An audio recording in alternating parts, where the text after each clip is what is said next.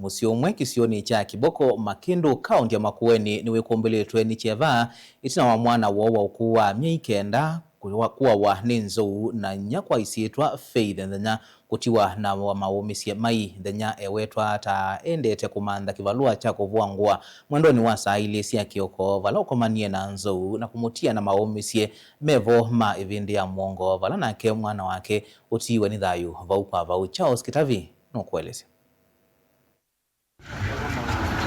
Itu ya kevani kuombele iliotoi wa Kiboko Makindu kaunti ya Makueni itina wanzo kuvithuki ya kana kami kenda na kukanga kuvikia kutiwa ni thayu na kumutia nyinya wake Faith ndenya na maumisia manene na vala uende na ukwata uiti.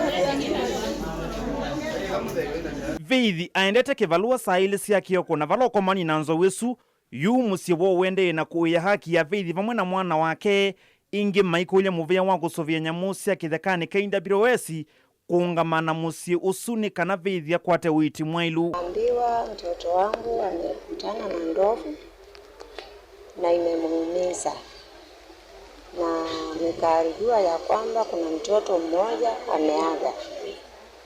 Sasa mimi nikajiandaa, na wakati huo nikijiandaa alikuwa ameshakimbishwa hospitali ya Makindu, na mimi nikapitia niangalie huyu mtoto ambaye ameaga. Nikakuta ni kweli mtoto ameaga na ako pale.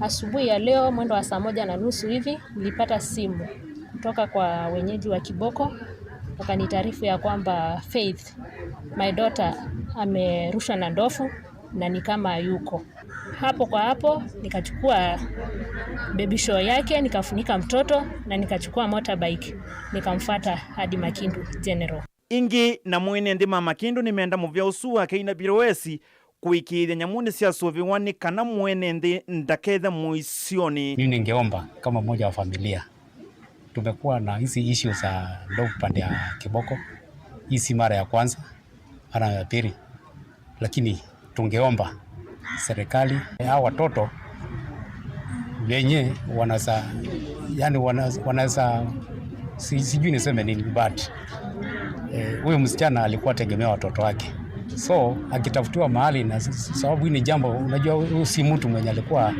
anaenda kwa ajili ya mambo zake, alikuwa anaenda kujitafutia, na amepatana na mambo ya wanyama. Wanyama ni wa serikali, so serikali ifanye bidii na ifanye hiyo chini, ione vile inaweza tegemea watoto, inaweza saidia watoto. Ombi langu ni tupate haki na haki itendeke. Di livoti ya vilingi wa Movo Mutongo TV ni tawa Charles Kitavi.